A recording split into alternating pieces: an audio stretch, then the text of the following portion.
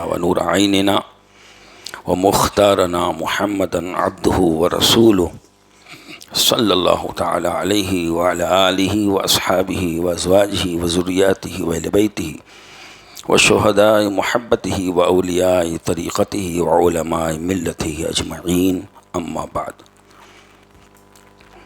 فأعوذ بالله من الشيطان الرجيم، بسم الله الرحمن الرحيم، وما لكم من دون الله من ولي ولا نصير، صدق الله العظيم وصدق رسوله النبي الأمين المختار الكريم، ونحن على ذلك لمن الشاهدين والشاكرين والحامدين والموقنين والذاكرين، والحمد لله رب العالمين۔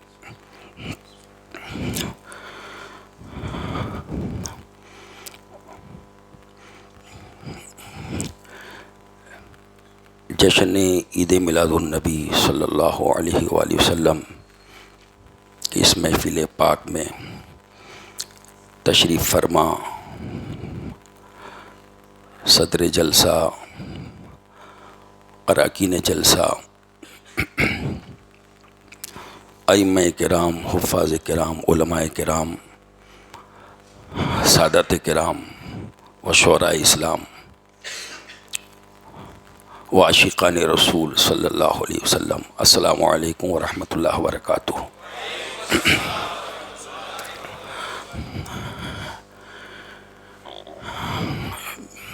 بلا کسی تمہید کے قرآن مقدس کی آیت کریمہ کا ایک حصہ تلاوت کرنے کا شرف حاصل کیا۔ اس کے ضمن میں کچھ ضروری عقائد کے تعلق سے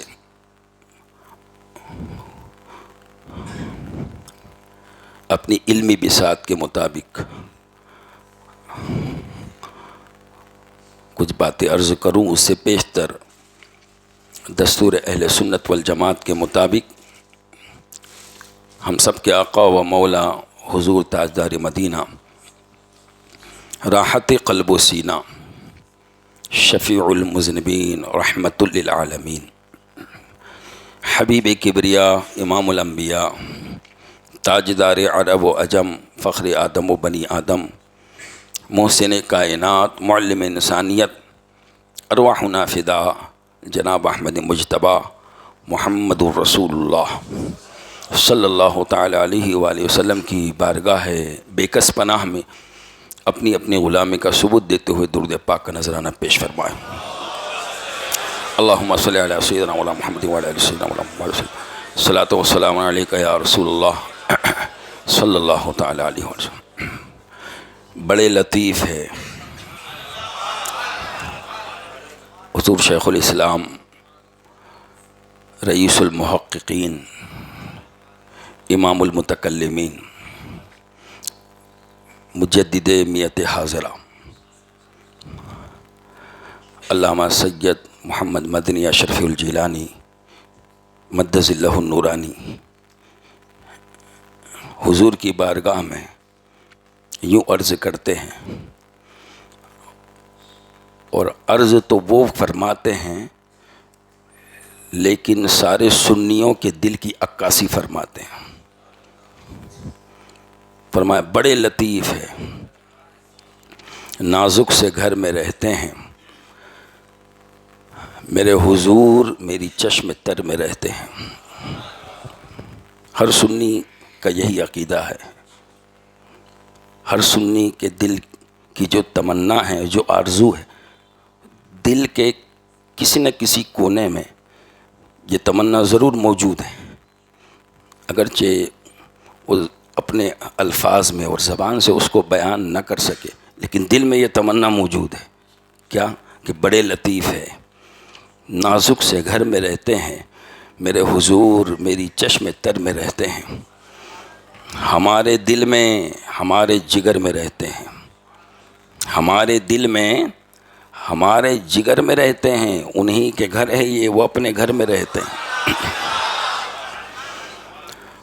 انہی کے گھر ہے یہ، وہ اپنے گھر میں رہتے ہیں، اور مقام ان کا نہ فرش زمین عرش بری، مقام ان کا نہ فرش زمین نہ عرش بری، وہ اپنے چاہنے والوں کے گھر میں رہتے ہیں، وہ اپنے چاہنے والوں کے گھر میں رہتے ہیں، وہ اپنے چاہنے والوں کے گھر میں رہتے۔ اور یقین والے کہاں سے چلے کہاں پہنچے، یقین والے کہاں سے چلے کہاں پہنچے، جو اہل شک ہے اگر میں مگر میں رہتے ہیں، جو اہل شک ہے اگر میں مگر میں رہتے ہیں، بڑے لطیف ہے نازک سے گھر میں رہتے ہیں، میرے حضور میری چشم تر میں رہتے ہیں۔ اور یہ واقعہ ہے کہ لباس بشر بھی دھوکا ہے، یہ واقعہ ہے کہ لباس بشر بھی دھوکا ہے، یہ معجزہ ہے کہ لباس بشر میں رہتے ہیں، یہ معجزہ ہے کہ لباس بشر میں رہتے ہیں اور خدا کے نور کو اپنی طرح سمجھتے ہیں، خدا کے نور کو اپنی طرح سمجھتے ہیں۔ یہ کون لوگ ہیں کس کے اثر میں رہتے ہیں، یہ کون لوگ ہیں کس کے اثر میں رہتے ہیں؟ ارے وہ اور ہی تھا جو قوسین پہ نظر آیا، وہ اور ہی تھا جو قوسین پہ نظر آیا، ملک تو اپنی حد بالوں پر میں رہتے ہیں، ملک تو اپنی حد بالوں پر میں رہتے ہیں، اور رہے وہ اپنوں سے غافل، ارے معاذ اللہ، رہے وہ اپنوں سے غافل، ارے معاذ اللہ، خوشا نصیب ہم ان کی نظر میں رہتے ہیں، خوشا نصیب ہم ان کی نظر میں رہتے ہیں، خوشا نصیب ہم ان کی نظر میں رہتے ہیں۔ اور ملائکہ بھی عقیدت سے دیکھتے ہیں انہیں، ملائکہ بھی عقیدت سے دیکھتے ہیں انہیں، جو خوش نصیب نبی کے نگر میں رہتے ہیں، جو خوش نصیب نبی کے نگر میں رہتے ہیں، بڑے لطیف ہے نازک سے گھر میں رہتے ہیں، میرے حضور میری چشم تر میں رہتے ہیں، میرے حضور میری چشم تر میں رہتے ہیں، ہمارے دل میں ہمارے جگر میں رہتے ہیں، انہی کے گھر ہے یہ، وہ اپنے گھر میں رہتے ہیں، انہی کے گھر ہے یہ، وہ اپنے گھر میں رہتے ہیں۔ اور جو ان کے تصور میں، جو ان کے تصور میں، جو ان کے خیال میں، جو ان کی یاد میں، جو ان کے تصور میں اختر صبح و شام کرے، یہ اختر تخلص ہے حضور شیخ الاسلام کا، جو ان کے تصور میں اختر صبح و شام کرے، کہیں بھی رہے وہ نبی کے نگر میں رہتے ہیں، کہیں بھی رہے وہ نبی کے نگر میں رہتے ہیں، بڑے لطیف ہے نازک سے گھر میں رہتے ہیں، میرے حضور میری چشم تر میں رہتے ہیں، محمد صلی اللہ علیہ وسلم وہ حرف نخستی کل کے فطرت کا، محمد صلی اللہ علیہ وسلم یعنی وہ ایذائے توقیات ربانی، کہاں کا دشت ایمن کیا، طور کیا، برق تجلا کیا، وہ سب کچھ تھی جمال مصطفیٰ کی پرتو افشانی، وہ سب کچھ تھی جمال مصطفیٰ کی پرتو افشانی، وہ ناطق جس کے آگے مہر بر لب بلبلے سدرا، وہ ناطق، وہ ناطق، وہ بولنے والا، وہ قوت گویائی والا، یہ اشارہ ہے حضور کی طرف کہ حضور کی شان کہ وہ ناطق جس کے آگے مہر بر لب بلبلے سدرا، بلبلے سدرا حضرت جبرائیل علیہ السلام، حضرت جبریل بھی حضور کے سامنے لب کشائی نہیں کرتے، وہ ناطق جس کے آگے مہر بر لب بلبلے سدرا، وہ امی، وہ امی، وہ امی جس کے آگے عقل کل طفل دبستانی، وہ امی، حضور صلی اللہ علیہ وسلم کا جو لقب ہے، جو وصف ہے، وہ ہے امی، اور آج اس پہ بڑا واویلا مچایا جا رہا ہے. تو اسی ایک شعر میں حضور شیخ الاسلام نے جواب دے دیا. وہ امی جس کے آگے عقل کل طفل دبستانی. ہے تو امی لیکن عقل کل ٹوٹلی عقل اس نبی کی بارگاہ میں گویا کہ چھوٹا سا بچہ ہے. طفل دبستانی. وہ امی جس کے آگے عقل کل طفل دبستانی. نمود شان ربانی ظہور نور یزدانی. خدا کا دوسرا کوئی نہ کوئی آپ کا ثانی. خدا کا دوسرا کوئی نہ کوئی آپ کا ثانی. اور ہمارے دین کی حقانیت کے دونوں شاہد ہیں. ہمارے دین کی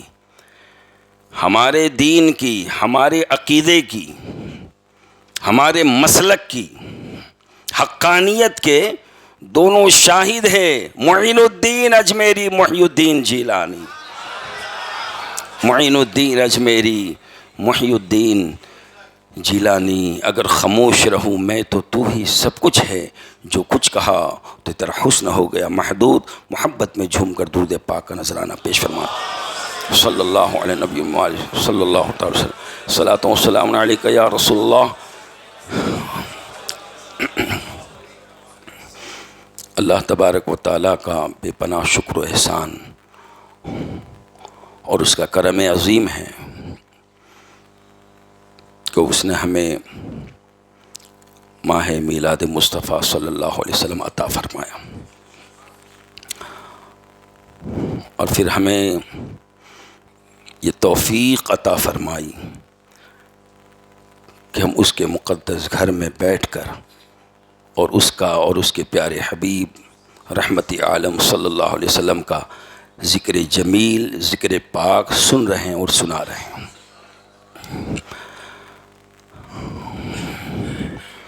دعا ہے اللہ تبارک و تعالی ہم سب کی حاضری کو اپنی بارگاہ میں قبول فرمائے.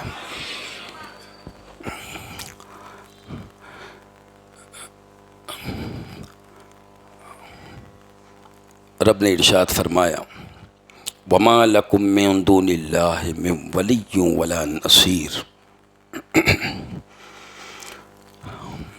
اللہ کے سوا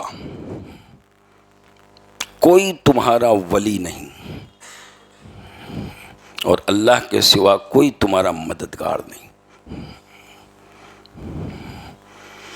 یہ قرآن مقدس کا بالکل ظاہر فیصلہ ہے.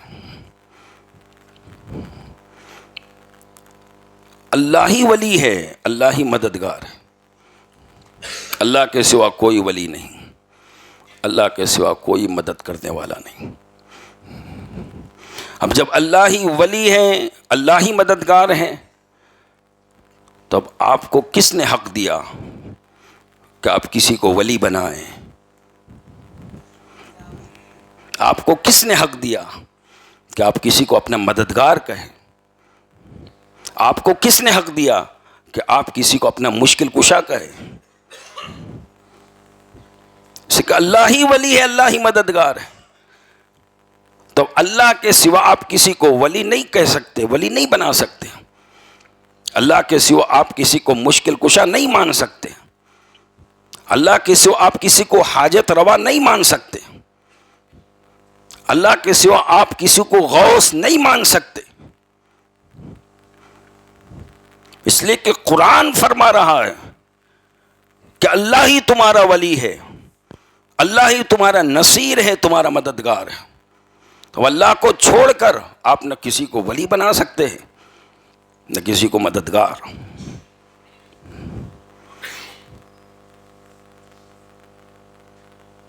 تو نہ کوئی مشکل کشا ہے, نہ کوئی غریب نواز ہے, نہ کوئی مدد کرنے والا ہے. صرف اللہ ہی ہے, صرف اللہ ہی ولی ہے, اللہ ہی مددگار ہے. یہ ابھی تک جو میں بک رہا تھا یہ اس آیت کریمہ کی وہ جاہلانہ تفسیر ہے جس کو جاہل لوگ جگہ جگہ بیان کرتے ہیں.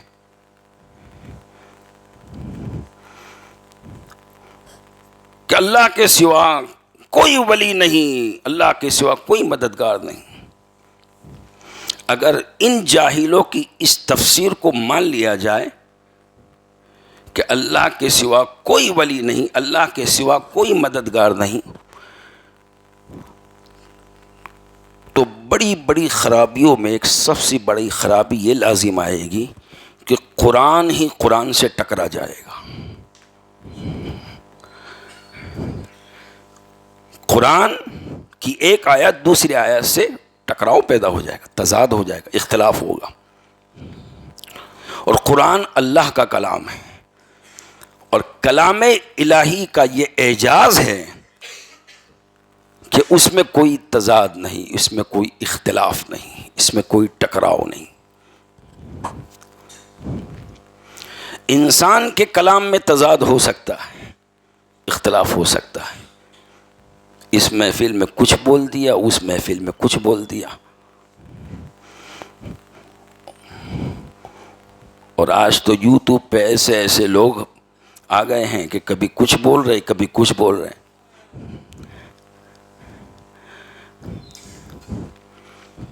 پہلے کہتے تھے جو شان رسالت مآب صلی اللہ علیہ وسلم میں گستاخی کرے اس کی توبہ قبول نہیں، اب خود وہ گستاخی کر رہا ہے۔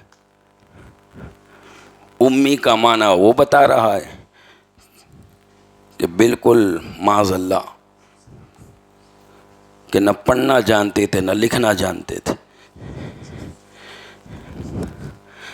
اب آپ غور فرمائیں، جس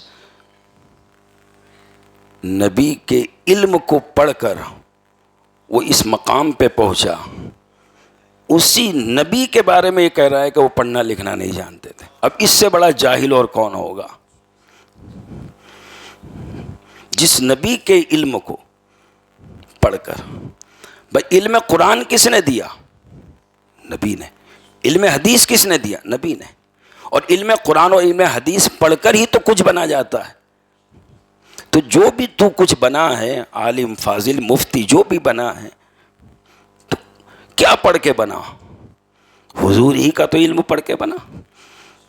اب جس بارگاہ سے تو نے علم لیا، اسی بارگاہ والے کے بارے میں یہ کہے کہ معاذ اللہ وہ پڑھنا لکھنا نہیں جانتے تھے، تو بتائیے کہ اب سننے والے سمجھ جائیں گے کہ اس سے بڑا جاہل کون ہوگا۔ اگر کوئی پڑھنا لکھنا نہ جانتا ہو، ایک جاہل ہو جسے نہ پڑھنا آتا ہو نہ لکھنا آتا ہو، تو کیا کبھی کوئی عقل مند شخص اس سے یہ کہے گا کہ پڑھو؟ کوئی بالکل کچھ نہ آتا ہو تو کیا اس سے کہا جائے گا کہ پڑھو؟ اسے ہی کہا جائے گا جس کو پڑھنا لکھنا آتا ہو۔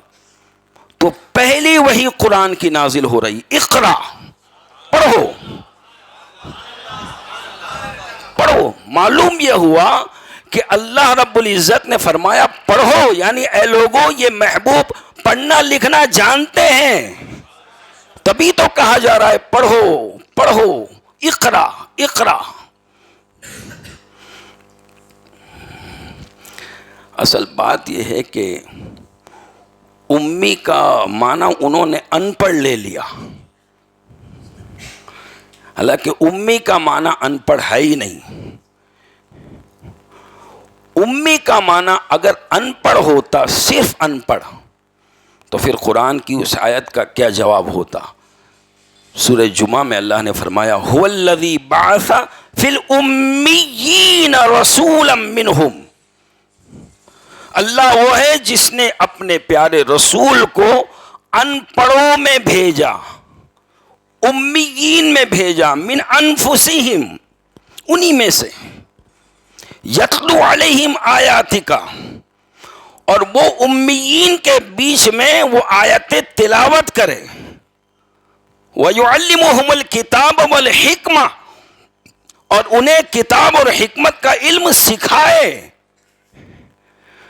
ان پڑھوں میں امی آ کر ان پڑھوں کو کتاب کا علم دے رہا ہے، حکمت کا علم دے رہا ہے، اور اب فرماتا وَإِن كَانُوا مِن قَبْلُ لَفِي ضَلَالٍ مُبِينٍ، اور اس رسول کے آنے سے پہلے یہ سارے کے سارے کھلی ہوئی گمراہی میں تھے. تب حضور اگر بالکل پڑھنا لکھنا نہ جانتے تو پھر اللہ یہ کیوں فرماتا کہ ان پڑھوں میں یہ رسول آ رہے ہیں اور ان پڑھوں کے سامنے کتاب بھی سکھا رہے ہیں، حکمت بھی سکھا رہے. تو کیا کوئی پڑھنا لکھنا نہ جانتا ہو تو کتاب سکھائے گا، حکمت سکھائے گا؟ تو امی کا معنی حضور کے لیے یہ ہے ہی نہیں جو وہ کہتے ہیں. اصل بات یہ ہے کہ امی کا معنی حضور کے لیے وہ یہ ہے کہ آپ امی تو ہے، لیکن امی کا مطلب یہ ہے کہ آپ دنیا میں کسی سے پڑھنا لکھنا نہیں سیکھا اور ڈائریکٹ اللہ نے آپ کو سکھایا. الرحمن علم القرآن، رحمان وہ ہے جس نے نبی کو قرآن سکھایا. یہ ہے امی کا معنی کہ دنیا میں کوئی آپ کا استاذ نہیں، دنیا میں کوئی سکھانے والا نہیں، ڈائریکٹ اللہ سے سیکھا. تو حضور کی یہ شان ہے کہ حضور کو اللہ نے سکھایا، اللہ نے کتاب کا علم دیا، حکمت کا علم دیا، تمام علوم عطا فرمایا. اور پھر فرمایا وَإِن كَانُوا مِن قَبْلُ لَفِي ضَلَالٍ مُبِينٍ. اس آیت پر غور فرمائیں کہ رب نے فرمایا اگر یہ رسول مبعوث نہ ہوتے، اگر یہ رسول مبعوث نہ ہوتے، یعنی اللہ اگر انہیں نہ بھیجتا، اگر حضور کی میلاد نہ ہوتی، اگر حضور تشریف نہ لاتے، اگر حضور بھیجے نہ گئے ہوتے، آج ہم میلاد منا رہے ہیں، اللہ کا شکر ادا کر رہے ہیں. کیوں؟ اس لیے کہ اللہ فرماتا ہے اگر یہ نہ آتے تو تم سب کے سب کھلی ہوئی گمراہی میں تھے. وَإِن كَانُوا مِن قَبْلُ لَفِي ضَلَالٍ مُبِينٍ، اس نبی کے آنے سے پہلے کھلی ہوئی دلالت اور گمراہی میں تھے. کیا مطلب؟ اگر وہ نبی نہ آتے تو انسانیت گمراہی میں بھٹک رہی ہوتی، اگر وہ نبی کی میلاد نہ ہوتی پتہ نہیں ہم اس مسجد میں سجدہ کرتے یا کہیں اور سجدہ کرتے. اس لیے کہ حضور کے آنے سے پہلے اللہ کے گھر میں 360 مورتیاں رکھ کر لوگ سجدہ کر رہے تھے، لیکن یہ تو حضور کی میلاد کا صدقہ ہے، حضور کی آمد کا صدقہ ہے، حضور کی بعثت کا صدقہ ہے. حضور تشریف لائے اور حضور نے اپنے دست مبارک سے کعبہ کو پاک فرمایا، اللہ کے گھر کو پاک کیا. اللہ رب العزت اگر چاہتا تو اپنا گھر وہ خود ہی پاک کر دیتا، لیکن نہیں، اللہ تبارک و تعالیٰ نے 360 جھوٹے خداؤں کو رہنے دیا اور پھر اپنے گھر کو پاک کرنے کے لیے اپنے حبیب کو بھیجا. اے میرے حبیب، گھر میرا ہے، پاک تو کرے گا. اب قرآن مقدس میں اس آیت کریمہ میں جو فرمایا کہ اللہ کے سوا کوئی ولی نہیں، اللہ کے سوا کوئی مددگار نہیں، تو قرآن سے ٹکرائے گا.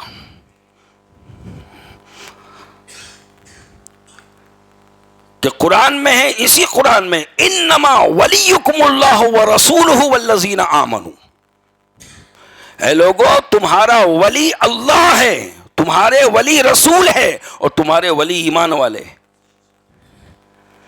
اب وہاں تو فرمایا کوئی ولی نہیں، اور یہاں اللہ خود فرما رہا کہ میں بھی ولی، رسول بھی ولی، ایمان والے بھی ولی.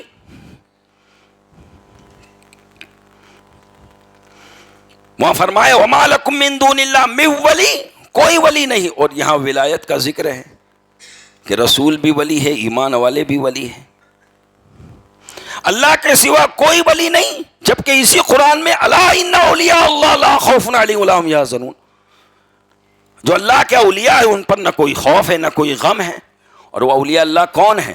اللہ نہیں ہے، الذین آمنوا وکانوا یتقون، وہ بندے ہی ہے جو ایمان والے اور تقوی والے. تو وما لکم من دون اللہ، اللہ کے سوا کوئی ولی نہیں، جبکہ اللہ خود فرما رہا ہے کہ میرے بندوں میں جو ایمان و تقوی والے ہیں وہ ولی ہیں، میرے بندوں میں جو میرے نبی و رسول ہے وہ ولی ہے. تب قرآن سے ٹکرایا، یہ بڑی خرابی لازم آئی. پھر وما لکم من دون اللہ من ولی ولا نصیر، اور کوئی مددگار نہیں، کوئی نصیر نہیں، کوئی مدد کرنے والا نہیں. اب اسی قرآن میں ہے کہ حضرت عیسیٰ علیہ السلام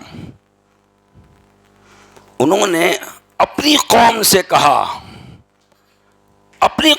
کہا من انصاری الی اللہ، کون ہے میرا مددگار؟ حضرت عیسیٰ اللہ کو نہیں بلا رہے ہیں، بندوں کو بلا رہے ہیں. من انصاری، کون ہے مددگار؟ اور وہ لوگ بھی جانتے تھے کہ حضرت عیسیٰ ہمیں بلا رہے ہیں. تو پھر انہوں نے کہا، جس کا ذکر اللہ نے قرآن میں فرمایا، قال الحواریون، حضرت عیسیٰ علیہ السلام کے حواری، ان کے صحابہ، ان کے جانثار، ان کے ساتھیوں نے کہا نحن انصار اللہ، ہم ہیں تمہارے مددگار، ہمیں اللہ کے دین کے مددگار. حضرت ذوالقرنین نے کہا اعینونی بقوہ، کہ کون ہے طاقت کے ذریعہ میری مدد کرے، اعینونی، میری مدد کرو، میری مدد. یہ اللہ کو نہیں پکار رہے، بندوں کو پکار رہے.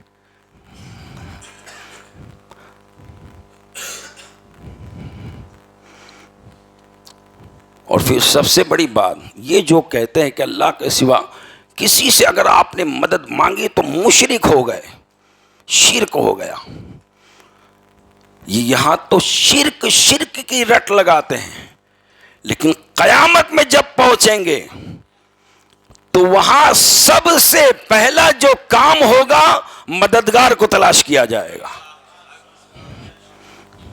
سب سے پہلا کام مددگار کو تلاش کیا جائے گا. اور پھر سب مل کر، سارے مل کر حضرت آدم کے پاس جائیں گے. تو حضرت آدم بھی یہ نہیں کہیں گے میرے پاس کیوں آئے، اللہ کے پاس جاؤ. نہیں، کہیں گے اذهبوا الی غیری، اذهبوا الی غیری، وہ بھی بندوں کے پاس بھیجیں گے. سب مل کر حضرت نوح کے پاس جائیں گے، وہ بھی کہیں گے اذهبوا الی غیری. حضرت ابراہیم کے پاس جائیں اذهبوا الی غیری. حضرت موسیٰ کے پاس جائیں گے اذهبوا الی غیری. حضرت عیسیٰ کے پاس جائیں گے اذهبوا الی غیری. ہر نبی اللہ کے پاس نہیں بھیجے گا، ہر نبی دوسرے نبی کے پاس بھیجے گا، دوسرے بندے کے پاس بھیجے گا. حالانکہ سب سے بڑی توحید والے انبیاء ہیں، اور وہ انبیاء اللہ کے پاس نہیں بھیجیں گے، اپنے غیر کے پاس بھیجیں گے. اور جب سب مل کر حضرت عیسیٰ کے بعد، جب حضرت عیسیٰ کہیں گے دوسرے کے پاس جاؤ، سب مل کر جب ہمارے آقا کے پاس آئیں گے تو حضور یہ نہیں کہیں گے جاؤ کسی اور کے پاس، نہیں، حضور کہیں گے انا لہا، انا لہا، آؤ میں اسی لیے کھڑا ہوں، آؤ میں اسی لیے کھڑا ہوں، آؤ میں اسی لیے کھڑا ہوں. اور پھر حضور ساری انسانیت کی مدد فرمائیں گے، حضرت آدم سے لے کے قیامت تک ہر انسان کی مدد فرمائیں. تو پھر اس کا مطلب وما لکم من دون اللہ من ولی ولا نصیر، اللہ کے سوا کوئی ولی نہیں، اللہ کے سوا کوئی مددگار نہیں. تو یہ سمجھنا کہ اگر آپ نے کسی بندے کو ولی مان لیا تو مشرک، کسی بندے کو مددگار مان لیا تو مشرک، یہ جاہلانہ تفسیر ہے اور یہ جاہلانہ سمجھ ہے، یہ جاہلوں کا عقیدہ ہے. اصل عقیدہ اہل سنت والجماعت کا ہے.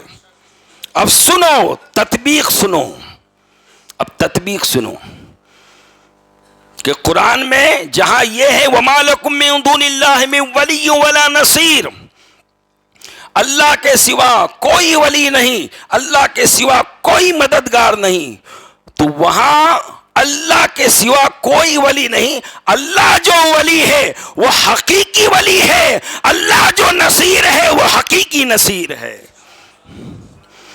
اللہ جو ولی ہے وہ حقیقی ولی ہے، اللہ جو مددگار ہے حقیقی مددگار ہے، اللہ کی ہر صفت حقیقی ہے، ہر صفت حقیقی، یہاں تک کہ ایک آسانی سے آپ سمجھ سکتے ہیں کہ یہ جو شرک کی بات کرتے ہیں ان سے پوچھو کہ تمہارا وجود ہے کہ نہیں، تمہارا وجود ہے کہ نہیں، یعنی تم ہو کہ نہیں، تو کہیں گے ہے، زندہ ہے، اور اللہ کا وجود ہے کہ نہیں، اللہ کا بھی وجود ہے، تو یہ تو شرک ہو گیا، اللہ بھی موجود آپ بھی موجود، اللہ بھی زندہ آپ بھی زندہ، تو تمہارے قاعدے کے حساب سے شرک ہو گیا۔ تب شرک سے بچنا ہے تو ایک ہی رستہ ہے تمہارے حساب سے، وہ کیا ہے؟ اللہ کو موجود اور زندہ مانو، اپنے آپ کو مردہ مانو، تاکہ لوگ سمجھ جائیں گے کتنے بڑے جھوٹے ہیں۔ تو اللہ موجود، بندہ بھی موجود، اللہ بھی زندہ بندہ بھی زندہ، لیکن اللہ کا جو وجود ہے وہ حقیقی ہے، اور بندے کا جو وجود ہے وہ حقیقی نہیں ہے۔ اللہ کی جو صفت حی ہے وہ حقیقی ہے، اور بندہ جو زندہ ہے وہ حقیقی نہیں ہے۔ ایسے ہی اللہ ولی ہے، وہ حقیقی ہے، اور بندہ بھی ولی ہے، وہ حقیقی نہیں ہے۔ اللہ مددگار ہے، وہ حقیقی مددگار ہے، اور بندہ جو مددگار ہے، بندہ جو نصیر ہے، وہ حقیقی نہیں ہے۔ پھر حقیقی نہیں ہے تو کیا ہے؟ حقیقی نہیں ہے تو کیا ہے؟ تو اس کو پھر ایک آسان جو ہے الفاظ میں یہ بیان کیا جاتا ہے، اللہ کی جو صفت ہے وہ حقیقی ہے، اللہ ولی ہے حقیقی، اللہ مددگار ہے حقیقی، اور بندے جو ولی اور مددگار ہے وہ اللہ کی عطا سے ہے، اللہ کے بنانے سے ہے، عطائی ہے، مجازی ہے۔ اللہ کی طرف جب نسبت ہوگی کسی فعل کی تو وہ حقیقی ہوگی، اور بندے کی طرف جب نسبت ہوگی تو وہ مجازی ہوگی۔ تو اللہ رب العزت ولی ہے، اللہ تبارک و تعالی نصیر ہے، وہ حقیقی طور پر، اور اس کی عطا سے، اس کے بنانے سے حضور غوث اعظم ولی ہے، اس کی عطا سے خواجہ خواجگاں غریب نواز ولی ہے، اس کی عطا سے صحابہ کرام ولی ہے، اس کی عطا سے تابعین کرام ولی ہے، اس کی عطا سے اہل بیت اطہار ولی ہے، اس کی عطا سے حسین ولی ہے، اس کی عطا سے حسن ولی ہے، اس کی عطا سے علی ولی ہے، علی ولی ہے، علی مشکل کشا ہے، علی مشکل کشا ہے، اور علی تو ایسے ولی ہے سبحان اللہ، علی مولا علی تو ایسے ولی ہے، ایسے ولی ہے کہ اگر کوئی بگاڑے گا تو بھی ولی بنیں گے، کوئی بگاڑنے والا اگر بگاڑے گا تب بھی ولی بنیں گے۔ علی کو جب لکھتے ہیں علی تو عین لام اور یا، یہ عین لام یہ علی، اب اس کو بگاڑنا ہو علی کو، تو جیسے مثال کے طور پر ہم بولتے پانی، تو پانی کا مطلب تو سمجھ میں آتا ہے کہ پانی، اب کہتے ہیں یار پانی وانی لاؤ، تو پانی تو سمجھ، یہ وانی کیا ہے؟ یا کھانا وانا لاؤ، یہ کھانا، یہ وانا کیا ہے؟ یعنی جب بھی کوئی لفظ کو بگاڑنا ہو تو وہاں واو لگا دیتے. کیا لگاتے تھے؟ واو. تو پانی میں پ کو نکالا واو لگا دیا وانی. کھانا میں کھ کو نکالا واو لگا دیا وانا. ایسے علی میں عین کو نکالو واو لگاؤ ولی. علی ولی. یعنی اگر بگاڑو گے بھی تو بھی بنیں گے. ارے جب بگڑنے کا یہ عالم ہے تو کمال کا عالم کیا ہوگا.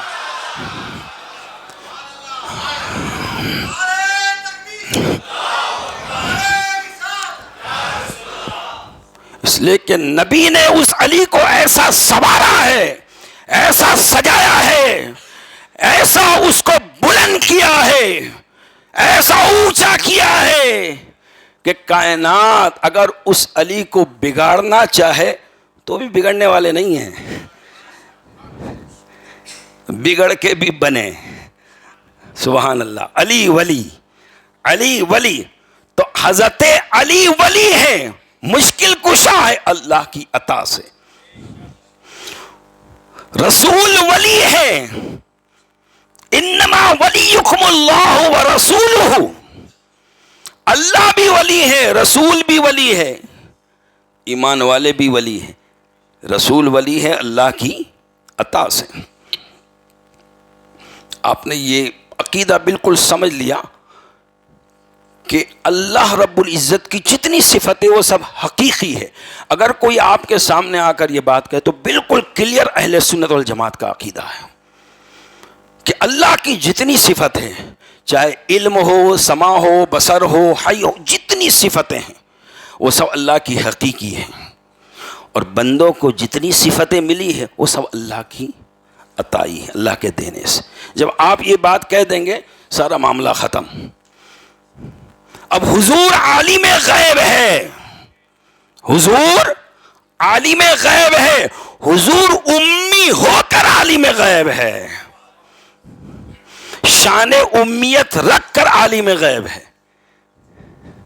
کیونکہ یہ حضور کی صفت ہے اور یہ حضور کی خوبی ہے کہ آپ امی ہو کر عالم غیب, امی ہو کر عالم غیب. ارے جب کوئی بندہ کچھ پڑھنا لکھنا, اگر اسے کچھ پڑھنا لکھنا جاننا ہو, پڑھنا اسے سمجھنا ہو, لکھنا سمجھنا ہو, تو اس کو کسی نہ کسی درسگاہ میں جانا پڑے گا, مدرسے میں جانا پڑے گا, کالج یونیورسٹی میں جانا پڑے گا, کسی کو استاذ بنانا پڑے گا, تبھی تو وہ کچھ بنے گا. لیکن قربان جائے میرے آقا نہ کسی مدرسے میں گئے, نہ کسی کی صحبت میں رہے, لیکن قربان جائے جب غار حرا سے تشریف لائے تو آپ نے وہ نسخہ کیمیا عطا فرمایا کہ ساری کائنات انسانیت کے لیے ہدایت اور مرکز, ہدایت کا مرکز وہی کلام الہی بنا کہ اب جسے بھی ہدایت چاہیے, جسے بھی ہدایت چاہیے, ہدی للناس, یہ قرآن ساری انسانیت کے لیے ہدایت ہے. اور یہ ہدایت کس نے عطا فرمائی؟ حضور نے. تو حضور صلی اللہ علیہ وسلم کی شان بے مثالی ہے, اور ہر اعتبار سے اللہ تبارک و تعالیٰ نے حضور کو بے مثل و بے مثال بنایا, کمال والا بنایا, اور ایسا کمال عطا فرمایا حضور کو کہ ہر کمال بے انتہا عطا فرمائے, بے انتہا, جس کی کوئی حد نہیں, جس کی کوئی حد نہیں. اب حالانکہ علماء تشریف فرمائیں, جانتے ہیں کہ ہم تو یہ پڑھتے کہ اللہ کی ذات و صفات کی کوئی حد نہیں, لا بدایت لا ولا نہایت لا, اللہ کی نہ ابتدا ہے نہ انتہا ہے. تو یہ حضور کے کمال کی بھی کوئی انتہا نہیں. تو بات دراصل یہ ہے کہ اللہ رب العزت, اس کی تو کوئی انتہائی نہیں, لیکن ایک دوسرے اینگل سے جب آپ دیکھو حضور کے کمال کو, دوسرے اینگل سے, تو مخلوق میں کچھ ایسی چیزیں ہیں کہ جس کی کوئی نہ کوئی حد ہے لیکن اس کا ٹھہراؤ نہیں ہے, تو اس لیے کہا جاتا ہے اس کی کوئی انتہا نہیں. مثال کے طور پر اگر آپ نے کہا 1, کسی نے کہا 2, 3, 4, 5, بڑھتے چلا جائے گا. یعنی 2 انتہا نہیں، 4 انتہا نہیں، 5 انتہا نہیں، 10 انتہا. عدد ایسی چیز ہے بڑھتے چلے جاؤ، ٹھہراؤ آئے گا لیکن انتہا نہیں ہے، بڑھتا ہی چلا جائے گا، بڑھتا ہی. یعنی اس مقام پہ ٹھہراؤ نہیں ہے. اس لیے کہا جاتا ہے علم العدد. یہ ایک ایسا جو ہے علم ہے کہ جس کی کوئی انتہا نہیں، اور کائنات میں نبی کے فضائل و کمالات اور اوصاف کی یہ شان ہے کہ کائنات میں حضور کے اوصاف کی کوئی انتہا نہیں، حضور کے اوصاف کی کوئی انتہا نہیں. اللہ نے حضور کے وصف اور کمال کو اتنا بڑھایا، اتنا اونچا کیا کہ دنا فتدلا فکان قاب قوسین او ادنا کے مقام پر حضور کے اوصاف کو بڑھایا. اور پھر اتنا ہی نہیں بلکہ فرمایا، اتنا ہی نہیں، ہم تو سمجھے او ادنا یہی بس ہے، لیکن فرمایا وَلَلْآخِرَةُ خَيْرٌ لَكَ مِنَ الْأُولَىٰ، وَلَلْآخِرَةُ خَيْرٌ لَكَ مِنَ الْأُولَىٰ. اے حبیب تیرا ہر آنے والا وقت پچھلے وقت سے بہتر ہے. یعنی ہم نے سمجھا یہ وصف یہاں ٹھہراؤ ہو گیا. قرآن کہہ رہا ہے وَلَلْآخِرَةُ خَيْرٌ لَكَ مِنَ الْأُولَىٰ، وَلَلْآخِرَةُ. ہر وقت ہر آن حضور کے اوصاف، حضور کے کمال بڑھتے ہی چلے جا رہے ہیں، ایسے ہیں. اسی لیے تو حضور اعلیٰ حضرت عظیم البرکت علیہ رحمت و رضوان نے کہا وہ کمال حسن حضور ہے کہ گمان نقص جہاں نہیں، یہی پھول خار سے دور ہے، یہی شمع ہے کہ دھواں نہیں.